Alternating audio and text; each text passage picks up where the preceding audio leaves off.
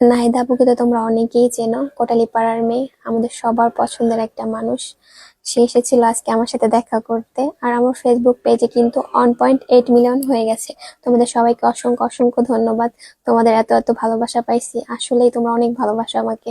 First দেখাতেই নাহিদা আপুকে দেখে আমার অনেক ভালো লাগছে। যেমন দেখতে মাশাআল্লাহ, তেমন তার মিষ্টি ব্যবহার। থ্যাংক ইউ আপু আমাকে এত সুন্দর সারপ্রাইজ দেওয়ার জন্য।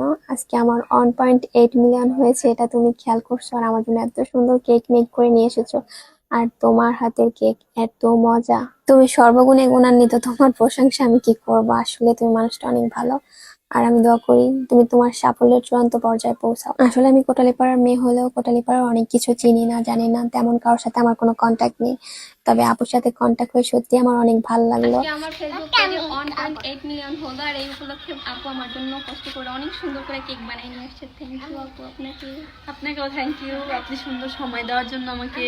আপুর পেজটার নাম জানো কি? নাহিদাস কেক না? হ্যাঁ হ্যাঁ, Nahida's cake. Nahida's cake Facebook page. আপু অনেক সুন্দর কেক বানায়, আর আপু কেকের এত এত রিভিউ দেখছি, বিশেষ করে আমাদের কোটালীপাড়াতে অনেক অনেক ভালো ভালো রিভিউ দেখি।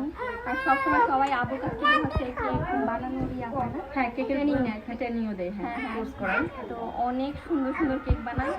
তো ফার্স্ট টাইম আমি হচ্ছে খাইলাম, অনেক মজা। আপু দু ধরনের কেক আনছে, চকলেট না এটা হচ্ছে অরেঞ্জ ফ্লেভার। হ্যাঁ, অনেক অনেক ভালো হচ্ছে সবাই কমন খায়, জন্য অরেঞ্জটা দিলাম। তো আমাদের কোটালীপাড়ার মধ্যে মনে হয় 1/3 মানুষই আপুর কাছ থেকে নেয়। তারপর আমি বলতেছি, তোমরা যারা এখন ট্রাই করো নাই, তারা একটু আপুর এই কেক খাইয়ে দেখবা। এত